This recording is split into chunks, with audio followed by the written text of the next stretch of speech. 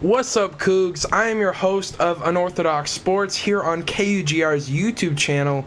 Noah Bolter, call me Squabo. That's my broadcast name. Today we have so much exciting stuff to talk about and some very painful things to talk about. The Cougars finally have played football. The Pac-12 is back. It's a beautiful thing. We have a huge matchup this week against Oregon, who has a chance to make the playoffs out of the Pac-12 this year.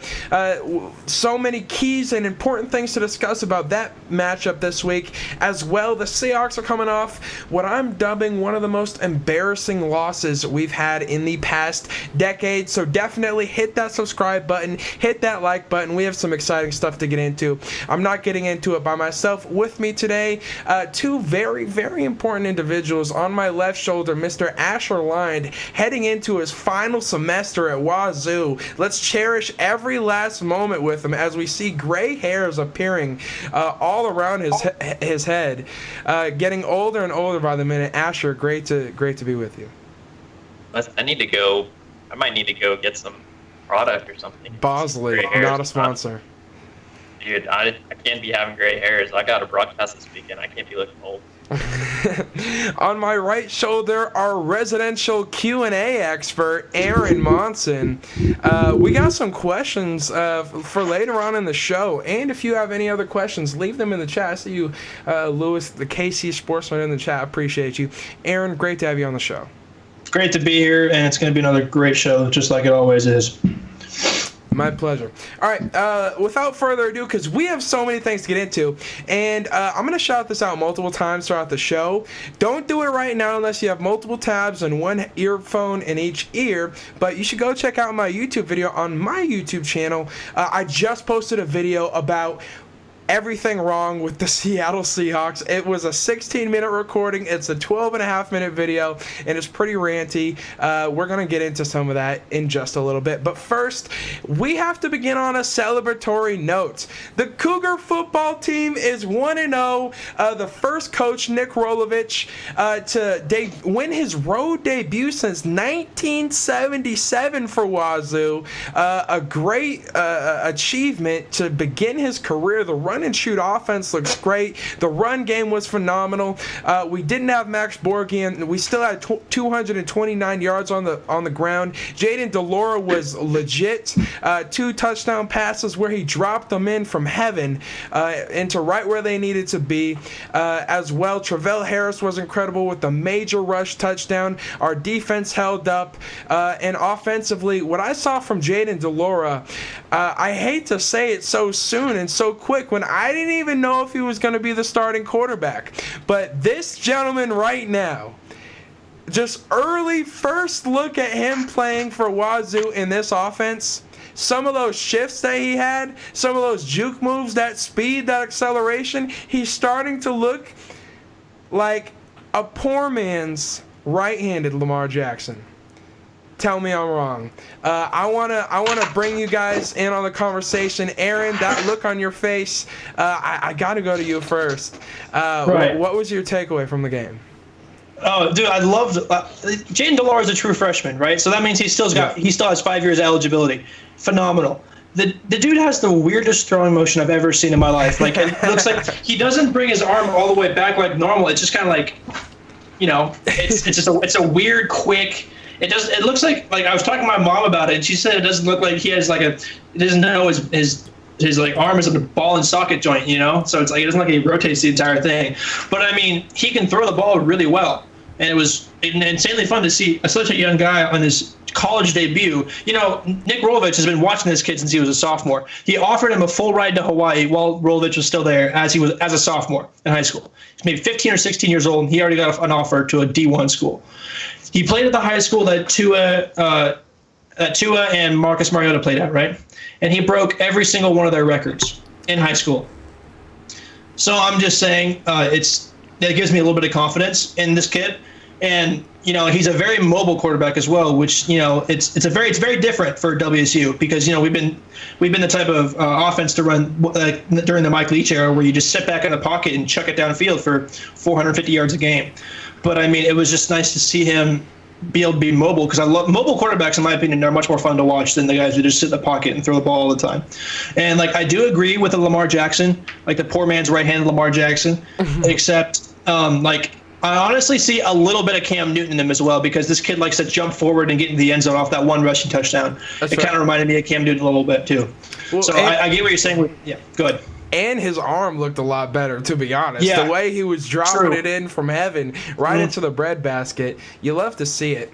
Aaron, I have to say, I know our radio audience can't see you, but dang, you look good. I love your shirt. Thanks, man. And Thank Asher you. as well. My favorite color, baby blue. Your shirt is phenomenal, shiny, gorgeous. Asher, I have to get your thoughts on this last Wazoo football game. I'll kind of key in on what you're saying earlier, how it's my last semester here. The 4 years I've been here, my quarterbacks for Washington State have been Luke Falk, Gardner Minshew, Anthony Gordon, now Jane DeLora. Those four right there might be one of the best quarterback eras Washington State's ever seen. Since I got here. The first 3 years with Mike Leach in the air raid, it was mostly focused on what the quarterback could do. And we all know how the records Luke Falk set and all the records that Gardner Minshew eventually broke that Luke Falk set, and Anthony Gordon, what he was able to do last year. But the new offense looked really good, I thought, especially without McAvoy. Like you said, our backup, Dion McIntosh, had 147 yards and a touchdown. And if he can do that, there's no telling what McAvoy can do against Oregon next week moving forward. But yeah, DeLora looked really awesome. Another thing, he won the Pac-12 Freshman of the Week in his very first game ever. So people shouldn't be sleeping on him. He's got some talent for sure.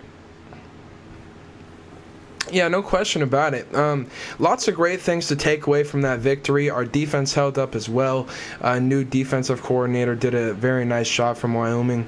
As a team, I was really impressed. I've loved listening to Rolo in interviews. He talks about how the team has such a love for the Palouse and how they're proud to be Cougars, and that's what it's all about.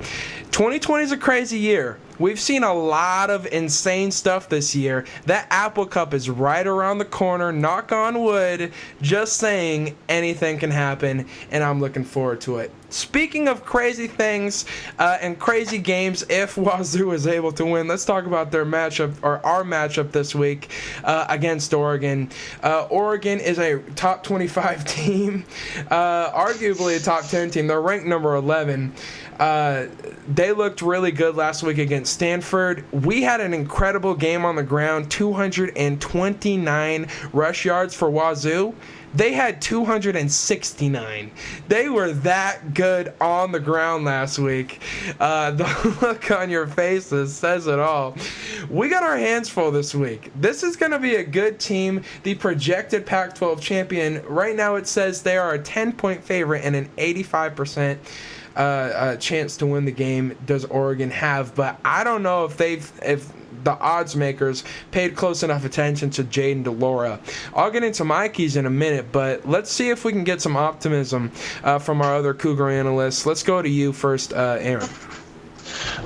So yeah, like you said, I don't think people paid enough attention to Jaden DeLora in this first game. If the odds are 85% stacked against us. However, we did just play the Oregon State Beavers, so not a traditionally great football team these past few years. Like they have an organization that's been around for a long time, and they have their years where they're top 25, but lately they just haven't been it. And so that helps with Jaden DeLora. And plus, they scored 14 points in the fourth quarter, which is kind of scary for the Cougar defense. But keys against University of Oregon, Max Borghi needs to have 100-plus yards. That needs to be number one. That needs to be good. And then Dion McIntosh needs to have 50. And they both need to have a touchdown. That's one key for me. Just because, our run game proved that we're like Dion McIntosh and Max Borghi are both ridiculously good running backs. Yeah. McIntosh is a second string he'd be first string at almost any other Pac-12 school, I feel like, just because he's not, like, as of last night at least. On Saturday, last time they played. But and our run defense needs to be the best it's ever been, because if what you're saying is true, with 269 rushing yards, our rush defense needs to be just out of this world in order to stop Oregon. We need to wrap up our tackles. That was part of an issue I saw against the Beavers, is that wrapping up our tackles was not the best it could have been, and that needs to be helpful. And then Jaden DeLora just needs to keep doing what he's doing. Agreed. Asher, let's go to you. Basically, a lot of what Aaron said is pretty accurate. Oregon's running back, CJ Verdell, had 100+ yards and a touchdown, so trying to key in on them too. Guys like Travis Dye, Verdell can just break off at any moment's notice and then just absolutely torch you. And so I think they'll need to try to match that. And having Borghi come back, and we all know how Borghi, we think he's going to be something special, and he is yet to play this year. But I think with the run and shoot, I saw, you guys I'm sure saw on Twitter, he's like, oh yeah, I love this offense. Like talking with Rolovich, commenting like he knows the system is like perfect for him, and I think that'll be a key. I thought it was interesting. Oregon's quarterback Tyler Shuck and Jaden DeLora had the exact same number of yards in their game. They both had 227 yards. They both had pretty similar completion percentages as well. So trying to key in on him and trying to get Shuck uncomfortable, try to get some mistakes from him will be good for the defense. And we'll need to get the run game going too, because our receivers, if you look at the depth chart, the tallest starting receiver for WSU is 5'10", and that's Travell Harris. So we won't be able to win a lot of the 50-50 matchups because Oregon has some bigger guys back in their secondary. So trying to establish the run game with Borghi and McIntosh when needed will be my key. Wow. Very well spoken, both of you guys. My keys are pretty similar.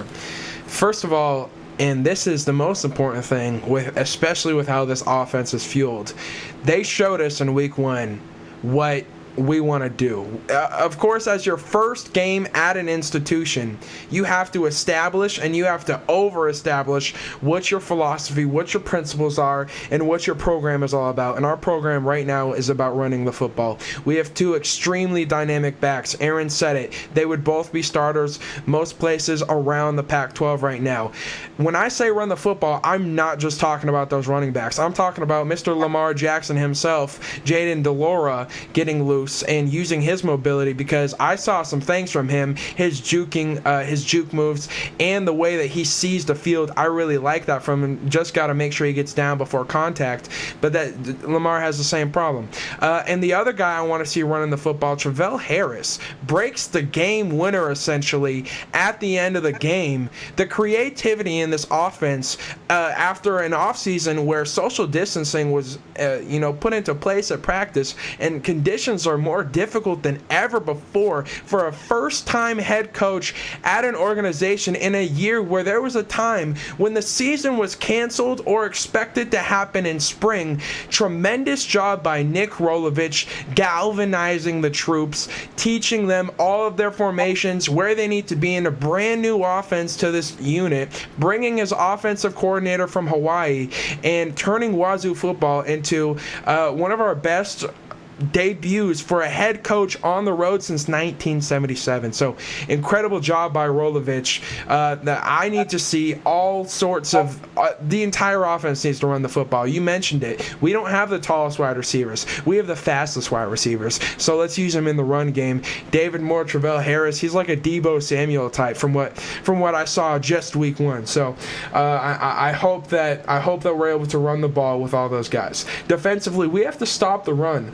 Like I said, 269 yards, but only 105 for Verdell. So this is a team that runs the ball with a lot of different guys as well, just like us. So we need to key in. We can't be missing tackles the way that we were last week. We need to key in and stop the run as much as possible. Once again, that's also why running the football is so important, because we're going to chew up the clock with them.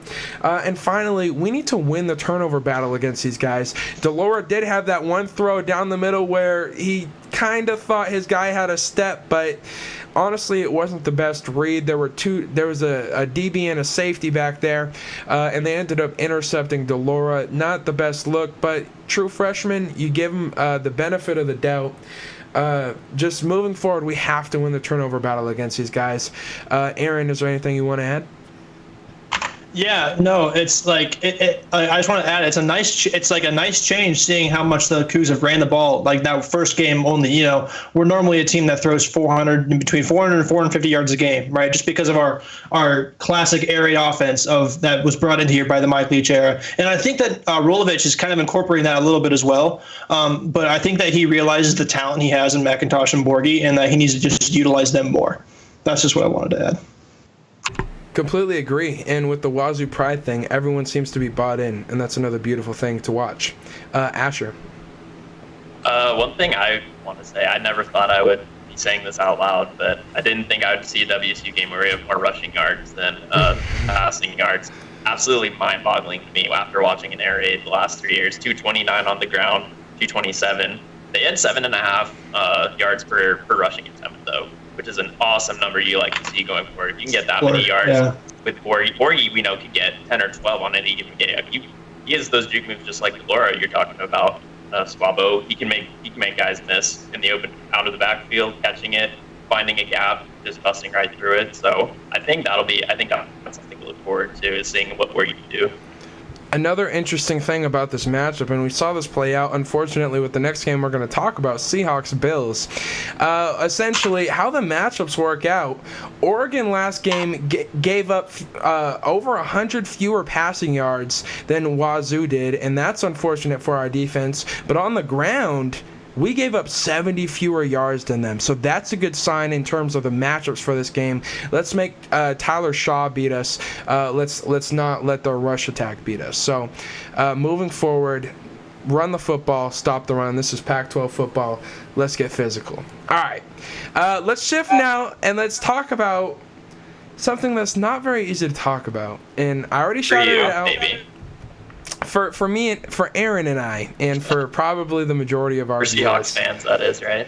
Right. And for you, when your team gets eliminated and you jump on our bandwagon. But essentially, the Seahawks lost this past week in an embarrassing fashion. It was humiliating. I just posted a 12.5-minute rant about it on my YouTube channel at DJSQUABO. So I'll get into my thoughts in just a minute. Aaron, I want to get your thoughts about this loss. Never before seen. What was your takeaway from the Seahawks loss at Buffalo? God, dude, it was embarrassing. It was so incredibly unfortunate to see just Russell threw 2 touchdowns and 2 picks. Dude, you know how many picks he's thrown in the last 5 games? Or in the last 3 games, excuse me? 5. He's thrown 5 picks in the last 3 games. That is not Russell Wilson-like at all. And it's extremely frustrating to see that happen. And with 57 rushing yards, we're not going to win a game.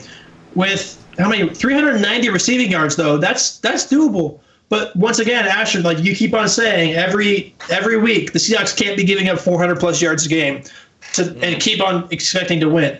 And and they gave up 415 receiving yards by itself, and only 34 rushing yards, I guess. But right now, both of those teams don't have the greatest running backs at their disposal. With Chris Carson being injured, and I've never even heard of Zach Moss, to be honest with you. So, and Devin Singletary saw the ball twice with 1 yard. So, he's the only name I recognize in that Buffalo rushing, and that's just unfortunate. You don't recognize Zach Moss from Utah? I know. I don't recognize him. No, I that's cool. I mean, good for him. It's from Utah, but 9 carries and 18 yards is not good. So well, I mean, they didn't even try. They didn't even try to run it. They don't have to try when Josh Allen's throwing the ball. Yeah, I don't think that was part of their game plan coming in. They just No, ditched the definitely run and wasn't. just let Allen cook, basically. Yeah, like I legit stopped watching this game with 6 minutes left in the fourth quarter. I just turned it off. I was just that frustrated. We need a healthy Chris Carson to start winning games again. That's a huge part of the Seahawks offense. I mean, granted, let Russ cook is like the classic thing that's been going on throughout this whole season, but without a healthy Chris Carson, it's crazy. Also, I don't know why we played Dunbar if he had an injured knee. Josh Allen just threw at him the whole time, and there was completions left and right. It was so frustrating to see Quentin Dunbar. If he's injured, don't play him, right? And so there's a radio show host I follow on Twitter called, his name's Softy Mahler on KJR. He's a big Husky fan, but he didn't actually go there, which is weird, and he hates on the Cougs, which is, I don't like him for that reason, but he's got good tweets about the Seahawks.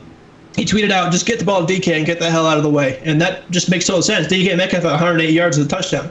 We didn't find DK enough that game, and that's just something that needs to happen. Hawks gave up 292 yards and with roughly 9 yards per play in the first half. The first half, we gave up 292 yards. Unacceptable. That should be the entire game worth of yards right there. Especially with our defense, if we have a healthy Quentin Dunbar and a Jamal Adams and our new defensive tackle, what's his name again? I'm blanking. I'm so sorry. Dunlap? Yeah, Carlos Dunlap. Thank you. I don't know why I messed that one up, but it's just, and Russell fumbled the ball twice too, and he lost it both times. Like, dude, it was just frustrating. So incredibly frustrating. Like, yeah, we scored 17 points in the fourth quarter. Or, I'm sorry, 14 points in the fourth quarter, but the Buffalo Bills scored 17, and it's just... How do you fix our defense, Aaron? How do I fix our defense? We sit Dunlap until he's healthy. That's one.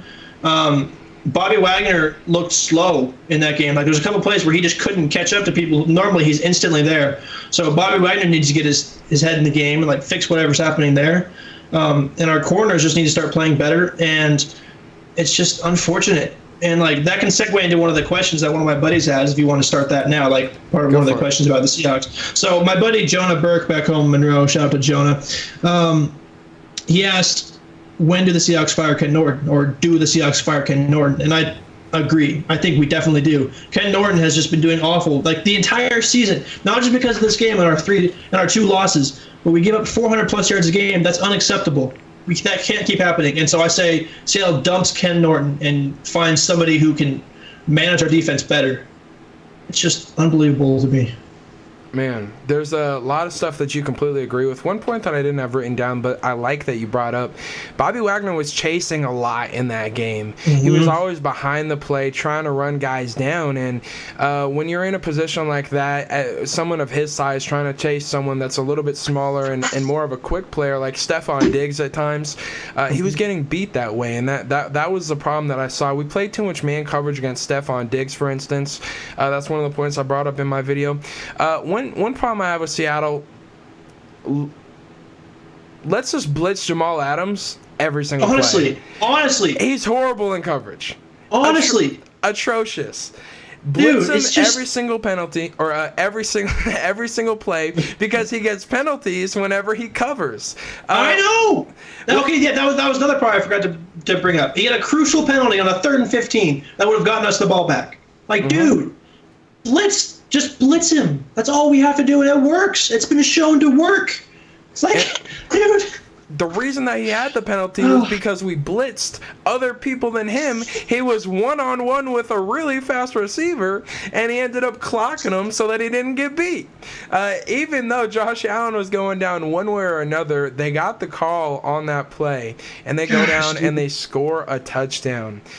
Jamal Adams, we got to blitz him just every single play. I don't care. He had 1.5 sacks in the game. He's our leading sacker on the year. He's literally just everything for Seattle in terms of pass rush. He's so good. He's so fast, and he can get to the quarterback so quickly.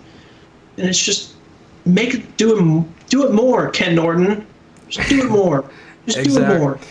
We need to continue blitzing from the second level defensively. Our front four does not get anywhere. Dunlap is the closest, and our Jerron Reed had 2 sacks in that game. Those 2 sacks only came because our edge rushers got there, and I'm talking about blitzers from the second level. Linebackers, DBs were getting to the quarterback, making him step up into the pocket, and that's when Jerron Reed was getting his looks and his sacks. And that's what it's going to take for our pass rush to be successful. We have to keep sending them from the second and third layer of our defense. We need to disguise coverages defensively. There was a play, 3rd and 14. Trey Flowers, by the way, had probably his best game of his career, and I was thinking that. Agrees. I wasn't constantly pissed at Trey Flowers the whole time.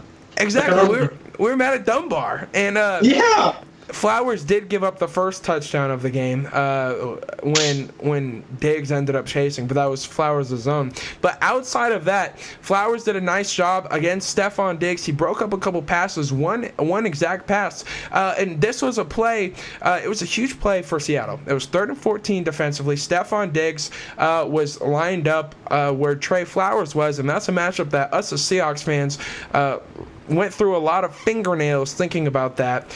And on that play, essentially Trey Flowers lines up initially like he's going to press coverage. He bails during the cadence of Josh Allen, drops into his zone, and because he does that, so last minute. Allen snaps the ball. It still looks like man. Allen throws it when he would have been open had it been man coverage, but because he was in zone, he comes in, breaks on the ball, and ends up forcing an incompletion for Stephon Diggs. So disguise our coverages. It worked successfully on that play.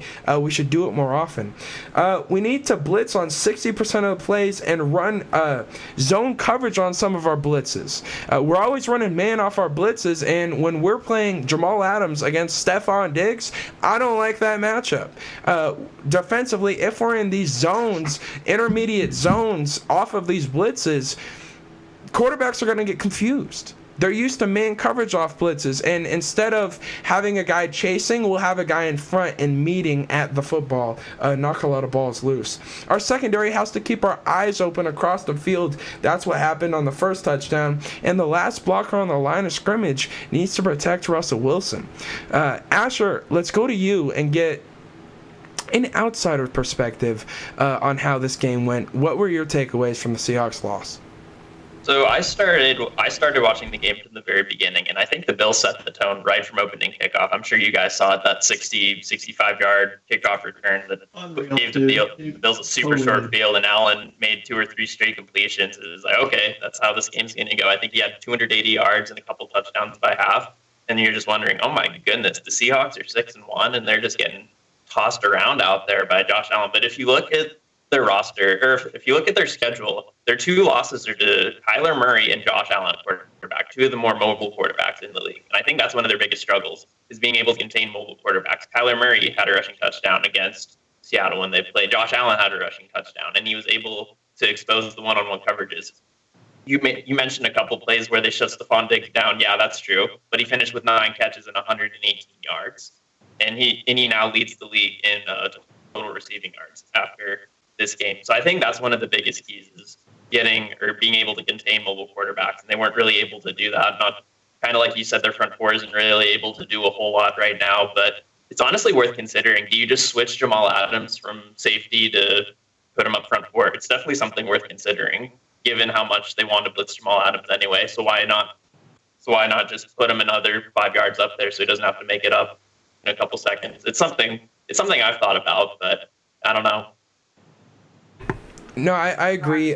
Jamal should be a little bit closer to the line of scrimmage. Offensively, too, Seattle was very inefficient. 3 for 12 on 3rd down. We had a better percentage on 4th down, going 2 for 3. I hated our play call on our first attempt. And before I even get into that, when is Seattle ever going to just take the points when trailing early in a ball game? I don't know, dude. It was extremely frustrating. That might not happen. Don't hold your breath on that. Pete Carroll likes to go for those 4th and shorts, dude. It's frustrating. Like, just take the easy 3 points because they can help you later. As a matter of fact, they could have been the difference in the game. We ended up giving up the 3rd down conversion late in the ball game, and then they were able to kneel out the clock. But before that, had we taken those 3 points on our first drive, or had we had a better play call, which I'll talk about in a minute, it would have been a 1-possession game with a chance, if our defense somehow pulls a stop out of a place we're not going to talk about, we would have had a chance in the ball game. But let's talk about now that 4th down play to start the ball game for Seattle. We were down 14. We're on the right hash, and for those of you who don't know, in football there's a field side and a boundary side. The field side is whatever side of the field, left or right, from a quarterback's perspective, where there's more field than the other. The opposite is whichever side is closer to the boundary or the sideline. We were on the right hash, which means the field side is to the left and we have less room to the right. Why are we rolling out to the right on a play where if we roll out to the left, we naturally have more time with the football and with Russell Wilson with the ball in his hands for the play to develop, for Russell to scramble to make greatness happen if we were to go left, but instead we go right? Everything is congested, none of our guys are open, and Russell Wilson ends up trying to buy time, doesn't have any, forces it up, and it's intercepted for a touchback. Do you guys agree with this point? What did you make of that 4th down call? Yeah, dude, it's just like, like you said, the openness of the left side of the field can be so crucial because it just opens your field of vision so much. and finding somebody who's open. And Russ being Russ, he could run more on that side of the field as well. He could have more of an option to scramble and run forward instead of throwing a pick and just tossing it up in the air. Especially with Russell Wilson, how short he is, he needs as much visibility as he can get, right? And so I feel like rolling out to the left makes so much more sense. And it was just frustrating to see him just throw up that pick on a 4th down. Yeah, that's something you don't see a whole lot from a quarterback like Russell Wilson. That's something I've been seeing a lot. Like we all know the phrase "let Russ cook," but there's got to be someone else in that kitchen making food. You can't just be him. You can ask perfection for Russell Wilson, and he can give it to you. We all know how capable he is, and I think there's a lot of pressure on him. But now the defense is putting even more pressure on him because when they can't contain Josh Allen or Stephon Diggs or Kyler Murray or Travis Fulgham, if they play the Eagles, I'm sure that would be a matchup they might lose, given how Fulgham's been playing recently. And when you can't do that, even if you have perfect Russell Wilson on a day like 158.3 passer rating, 4 touchdowns, like you could still lose by 4 or 5 points because your defense is making you play catch up. And Russell Wilson playing from behind, we saw what happened in Buffalo. It's not as good when you compared to when they have the lead. Well, there's a lot of things that go into it as well. Honestly, what I've seen Russell Wilson struggle with, and in these last couple of games, you'll notice we have a chance in the ball game until Russell Wilson starts getting hit for no reason. When Russell Wilson gets hit just because of a blatant block and it's immediately after the snap, that's when he starts to see ghosts, rightfully so, because guys miss blocking assignments. He was getting blown up multiple times just immediately after the snap because of just a straight up missed assignment. And I talk about this in my video a little bit. It's very frustrating to watch when you're the last man on the line of scrimmage and you have one edge rusher in front of you and you have another edge rusher outside of you and there's no running back on your side to help you out. Newsflash, you got to take the outside guy. We weren't doing that, and that's why Russell Wilson was getting blindsided because with those helmets on and those face masks, it's hard to see that peripheral. And he was getting blown up in the final fumble where he got it turned over. That's exactly what happened on that play, along with multiple other sacks of a very similar fashion. The first fumble, Russell Wilson was trying to do too much, trying to extend the play, and his pass brush broke down. In my opinion, he's got to get rid of that ball earlier, but we were already trailing big and he was trying to create something, trying to do too much because some of the scheming and some of the help around him has not been where it needs to be so far. Those interceptions too, I do look a lot. The one where he threw it to DK on a 3rd and 22 or whatever, that was a great play by Trey White. You have to give him credit for that. Yeah, that was. But for jumping off of his route. But what would you guys say, and we'll keep the order going. Aaron, let's go to you. What is the best way for Russell Wilson to clean up these turnovers? So I just think he needs to get out of his head a little bit. Like Asher was saying, the defense is putting pressure on him to start, carrying this game, like the entire team on his shoulders, which in a sense he does. But I think he just needs to take a step back and realize that he's still the top MVP candidate right now, and he's got the skills and he's got the ability to just take his time and throw smarter passes. Just because he's been throwing some dumb passes lately, and granted, he does need to get rid of the ball. But at the same time, our offensive line has not been great for a long time, and Russell has learned to deal with it. And so I just think he's letting it get to his head a little bit right now. And, being 6-2 with 6 wins and 2 losses, I mean, that's good. It's a great record. And I think he's just trying to keep, it looks like he's trying to keep that record as pristine as possible, which, understandably so. But, you can't be trying to throw all these crazy passes and hope they work every time, because as great as DK and Tyler Lockett are, they're not going to be able to get the ball every single time. They do make great plays, but you can't consistently count on that, especially when you're playing a team as good as the Bills. Hold on. You had me for a while, but then you started speaking a little bit blasphemy. Tyler Lockett didn't get enough targets in that game. He had 4 receptions on the game for 40 yards. DK had a touchdown in garbage time, but he wasn't relevant enough when it mattered the most. The problem was on 3rd and 22, forcing it to your guy. The read honestly just wasn't there, and I agree with you in that aspect. But in terms of going after these guys and saying they're not able to get it every time, I thought they needed more looks. Well, I mean, no, like I do agree, they do need looks, but I'm just saying, like, you can't 100% count on these guys every time they catch the ball. Like, it's mostly just because you're playing the Bills, right? Because the Bills are good. Bills are very good, and they prove that by kicking our butt that entire game. But I mean, I guess I can see how you misinterpreted that a little bit. My bad. Yeah, I see what you mean, Aaron. It's kind of what I thought about is whenever I play Madden 16, Steelers obviously four Super Bowls, and we're still going strong, 4 consecutive. It's lethal. Don't worry. But every time, my favorite play in that book is the halfback wheel with Le'Veon Bell running the wheel route, Antonio Brown running a post route. And if you keep running that play every single time, the CPU is going to say, oh, wait a minute, this might be a wheel route where Antonio Brown's going to try to beat him 10 yards up and then hit the post route. If you keep going to the same people every single time, then people are going to start to key in. And so you're right in that sense where they can't get at every look. But to be fair, they do need more looks. Tyler Lockett, those 200 yards against Arizona, that's what he's capable of. That's his ceiling. And he definitely has a very high ceiling and very high floor. We saw that with Arizona. And so he does need more looks. And some of Russell's mistakes are on him. But to answer your question, Swabo, what he needs to do, it's not necessarily all about what he needs to do. It's some about what other people need to do, particularly his offensive line, being able to get those blocking assignments like you were talking about. If there's a guy on the outside and you know they're running back, or if he's alone back there, he's like, okay, I got to take outside. You know what I'm saying? So some of that is on the offensive line, et cetera, knowing your blocking assignments, et cetera. And then some of that is also on Russell Wilson, like those plays where he's trying to do too much, trying to create. And I think that's that pressure I was talking about.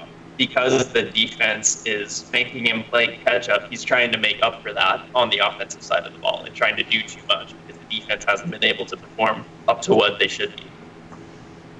Yeah, no, a lot of questions about this team after that game. We'll talk about what we need to do to beat the Rams in just a minute, but just about this offense. It started off slow, and it always starts off slow when we begin with getting Russell Wilson sacked, and that's happened in the past 2 games early on. And one of my keys heading into this game was going out and taking the lead. And Asher, you kind of referred to it. You said Russell Wilson plays better with the lead than from behind. So I want to get your guys' thoughts. And Asher, we'll flip up the order, and I'll go to you first here. Do you think Seattle really needs to get the lead early on in a ball game, and specifically this week against the Rams, do you think that should be a key? I think it should be, because we saw how they failed to really play once they let up. Because Buffalo definitely set the tone from opening kickoff. So I think if Seattle wants a better shot of winning, they can set the tone early. I mean, coin flips are 50-50, obviously, for whoever gets the ball first. But no matter who starts, defense or offense, you got to set the tone early. If it's Jared Goff, you need to go in there and absolutely just wreck his world. He's not known for his mobility, and that's your biggest struggle this far. Kyler Murray and Josh Allen, like I talked about earlier, were 2 mobile quarterbacks who were able to outplay Seattle. Jared Goff is more of a stay in the pocket, get hit, deliver it to his guys, to Cooper Kupp, etc. kind of person. So if you're able to get the pass rush, blitz Jamal Adams more, like you said, 60%, put him closer to the line of scrimmage, get to Jared Goff more, keep him contained, set the tone. I think that's a big key. Yeah, and like here's the thing about Jared Goff against Seattle, right? So in Jared Goff's last 8 games against Seattle, he's thrown 8 touchdowns, but he's also thrown 8 interceptions, right? He has a 62% completion rating. Not amazing, right? Not the greatest. And he's got an 82.9 passer rating, which is kind of low, right? You know, good quarterbacks average like 120 a game, roughly, something like that. You know, Russell's got like a 130 right now, I think, as an average. He averages 7.6 yards per play. Not amazing, and then he's got 11 sacks. And I think with Jamal Adams being able to blitz him, that number is also going to go up. I agree. Last week, 7 sacks. This week, it's going to be an important thing. I've been one of those guys, and Asher, I agree with you. From the beginning, I was saying Seattle needs to get the lead. And it's not necessarily because Russell Wilson plays better with the lead. It's because the offense works better with the lead. And it's because the rushing game is so available to Seattle, especially because sometimes we struggle, and then last week we just completely went away with it. I don't like seeing Russell Wilson with 390 yards passing. That means our defense is essentially giving up a whole bunch of points, and we're having to air the ball out. Typically, for Seattle, we'll be winning these close games, or even when we win a game by about 10 points. I see stat lines like Russell Wilson, 3 touchdowns, Russell Wilson 4 touchdowns, no interceptions, 260 yards passing, 225 yards passing. Chris Carson, 111 yards on the ground, 1 touchdown receiving. You know what I'm saying? Like, I want to see not so many yards, no turnovers, rushing yards on the ground for Seattle. And Russ cooking means when it's time to score the touchdown so that he can break the all-time record set by Peyton Manning, I'm all for it. But on the ground, we need to be versatile, and you get versatility by gaining the lead in ball games, and it'll help our defense if we're running the football, because they suck and they need rest. Let's shift now and let's actually talk about our keys for this week, and then we will talk about. Oh, we got one more question. We got one more question from another one of my friends back home. His name's Dakota Goggins. Shout out to Dakota. So the question is, how many Seahawks does it take to win a Super Bowl? And Asher and I talked about this a little bit before, and I mean, I jokingly said 1, Russell Wilson, but then Asher brought up the much better point of it being about 6 key Seahawks to win a Super Bowl. And like Asher, I remember you said, you want to name your 6 real fast? It was Russ, Jamal, Bobby, Carlos Dunlap, DK Metcalf, Tyler Lockett, and who's my 6th? Bobby Wagner. You better say Bobby. You better say Bobby. Then 7th, if you want to throw Ken Norton in there, telling him to get his stuff together. Yeah, no, tell him just to pack up. Yeah. No, and so, if you want to answer it too, Squabble, that'd be great. I disagree. I think it takes at least 56 because it takes our 53 plus 3 guys to replace our injured guys, and typically in the running back department. So I'm talking about the fact that we are missing our top 3 running backs. So we just signed Alex Collins to come play back in Seattle after his first tenure with Seattle. So we're desperate in the running back room because Rashad Penny's still not back. Chris Carson, he's got a chance this week. Carlos Hyde's not looking too good. But 56 is the answer to me. 56. Okay. All right. Cool. How would you answer it? I agree with that. I mean, the 6 key people, I think, are the same people as Asher said, just because I agree with that completely. No love for Tyler Lockett. Chris Carson not on the list. You were the one ringing his bell earlier. Lockett was on my list. So then 7. I'd add Chris Carson to that. Okay, you'd add Chris Carson? Yeah. Okay. If he can come back, then I'll put him on the list. But if he's out forever, then it's going to take other people, obviously, to step into his shoes and fill that. So until he gets back, I wouldn't put him on that list. So I'm just going to go with people who are playing right now. But I do see your point. It's a whole team. It is very much a game. It'll take probably more than 6. That'd be kind of weird. 11 on 6. You know what I mean? But I think those are the 6 most important moving forward. Yeah.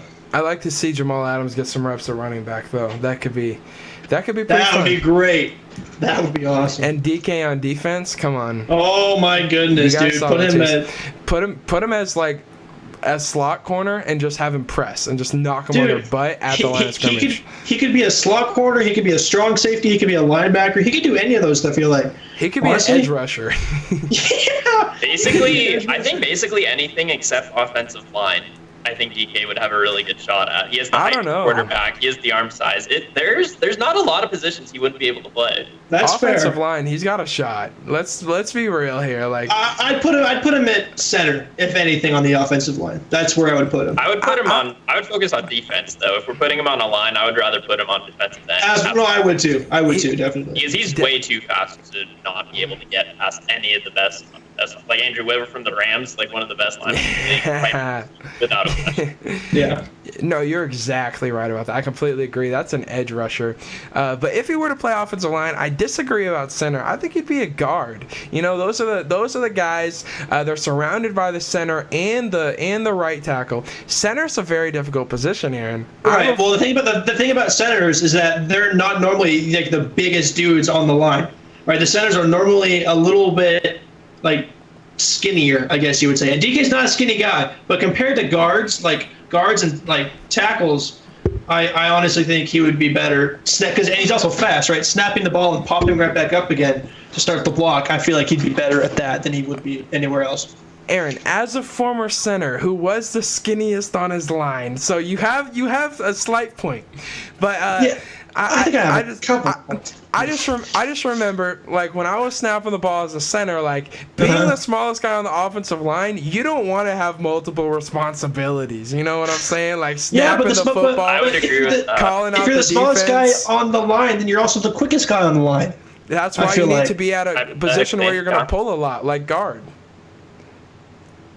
But, like, I feel like the guards are better for big dudes who can... This is so hypothetical. It totally is. Unbelievable. I kind of agree with Swabo because I'll fill you guys in here. I played center way back in the day. You played center. You're Asher's the imposter.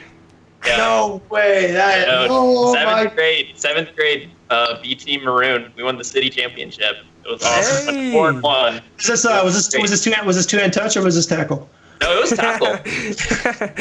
It was great. We had really good offense. I remember doing push-ups the first day of practice because I tried to yell my name because he pronounced it wrong. He was like, Asher Lynn. I had my helmet on. He was like, it's Lynn. I was like, it's blind. He thought I was like back talking. He was like, all right, blind. It was a lot of good memories there. But yeah, me as center did not go well. Asher back in his primes. I would pay to see Asher play center. I would pay actual money. It was great. I started one game because I think our starting center got the flu or something. Left did all right. I don't remember the exact. Awesome. They didn't really keep track of stats back then, you know. Right. Yeah. Games played, snaps started. That's hilarious.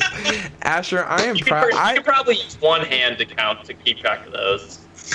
I knew there was some. I knew that we had some type of connection, just underlying that I couldn't explain. I never understood. That connection, it's there now. We're centers, bro. Build it in. We're centers. I was a quarterback in my 5-year-old flag football team. If that has any. Really? No. Okay. All right. Anyway, continue. Yeah. 5-year-old flag. Yeah. So the last time I ever played football was 5-year-old flag. All right, gentlemen. Let's talk about our keys for victory. Seattle at the Los Angeles Rams. This is going to be a big week for Seattle. And every single week that Seattle loses, I come on and I say, essentially, we have these three. I have three basic, like, every weekers that we need to do, and when we lose, it's typically because we don't do these. And this week, we got a fourth because we didn't do something that we should be doing, and I believe it cost us a game. All right, so my 4 keys. Win the turnover battle. We did horrible. 0 for 4. We need turnovers on defense. We didn't get turnovers, or we gave up the ball on offense. We need to limit penalties. Volume and timeliness. We had low volume of penalties in the last game. That was good. Our timeliness was horrible. I'm looking at you, Jamal Adams and LJ Collier. Extending drives that led to touchdowns. Bad. We can't be doing that. Limit the timely penalties.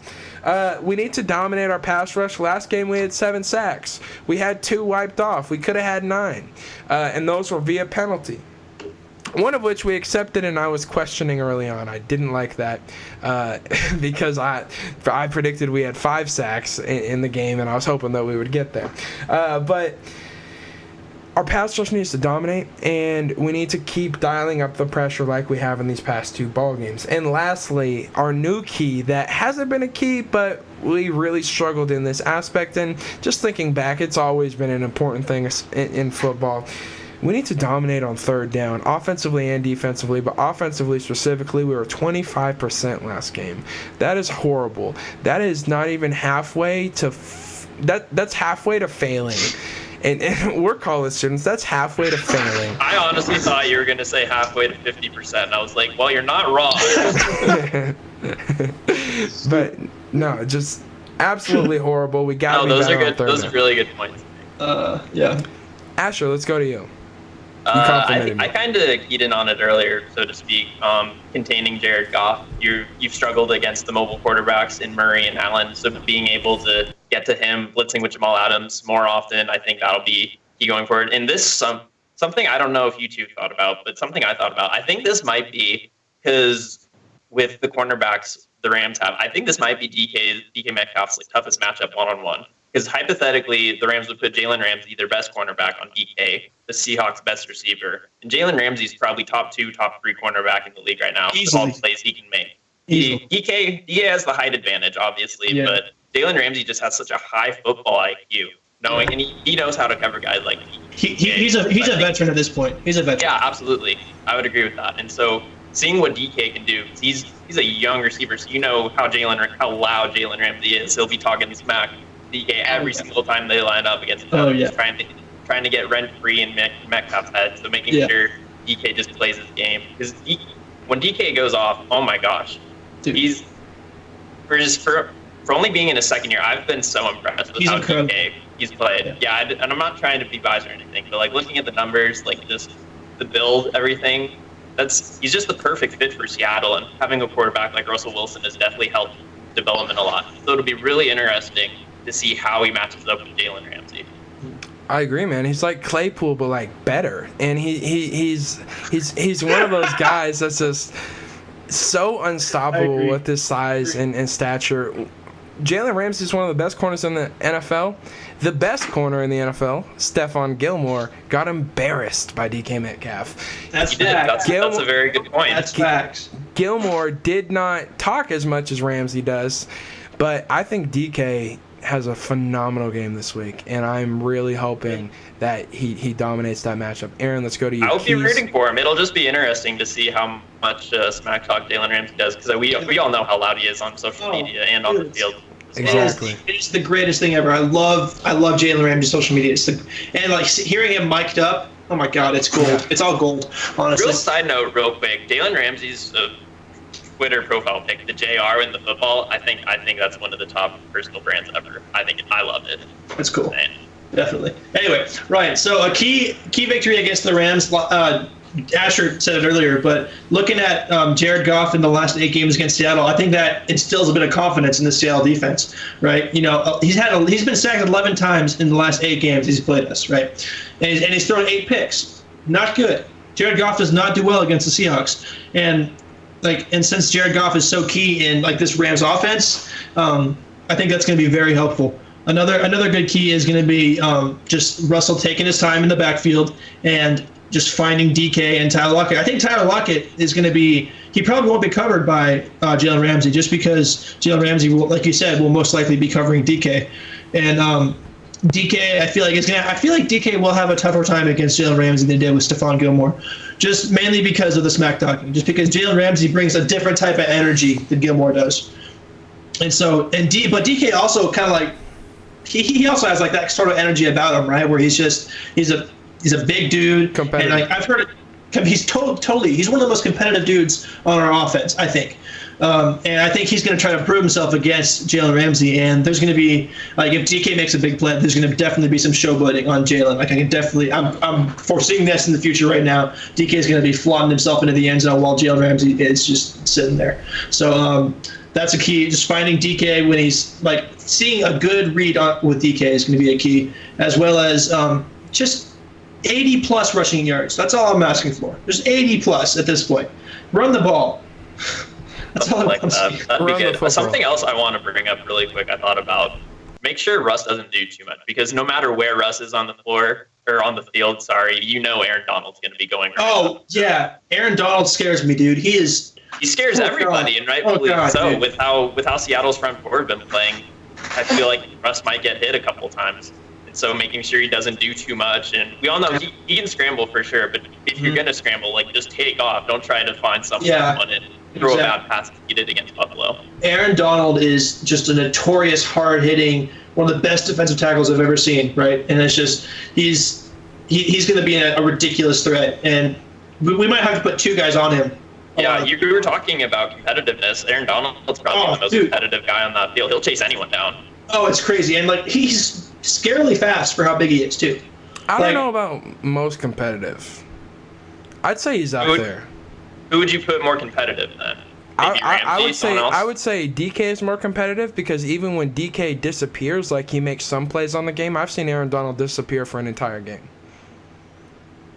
And I'm talking about like on the Rams side of the ball. I'm not comparing DK and there, but I do agree with that. I'm just saying, like, on the Rams side of the ball, when their defense is lined up, I feel like Aaron Donald is just going to go out there and try to compete as hard as possible.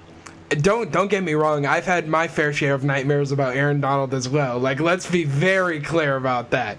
But Jalen Ramsey, I don't know. If I'm a competitor, I would rather play against Aaron Donald than Jalen Ramsey, because Aaron Donald wouldn't talk as much as he kicks my butt as Jalen Ramsey would. But I definitely agree, like, Aaron Donald does have that motor. Like, it's neck and neck, if that, within their defense. So I thought you were comparing to Seattle. No. That'd be we could talk a whole hour about that if we wanted to. That's right, for real. And one of those things, talking about DK's competitiveness, I agree with you, Aaron. I think in this game, last year, when we played the Rams, DK was still finding himself, figuring himself out. This year, he's an established top 3 wide receiver in football, if not top 5. And I say arguably the best wide receiver in football. He has an opportunity to go show it against some of these defensive backs. And I feel like that he's on a mission right now to show what he's able to do against these DBs, bouncing back after a horrible, embarrassing loss where he feels like he didn't get enough touches. 7 catches, that's a lot for you and me. That's not a lot for DK. We'll see what he's able to do in this game. I could see him going off 226 yards, 2 touchdowns. And I would absolutely love to see it. Before the show is over, though, we have to talk about those Pittsburgh Steelers. They remain undefeated by the skin of Asher's teeth against those Cowboys. Get outplayed. Great calls go their way. Bouncy balls go their way. Asher, let's get your reaction to your Steelers remaining undefeated.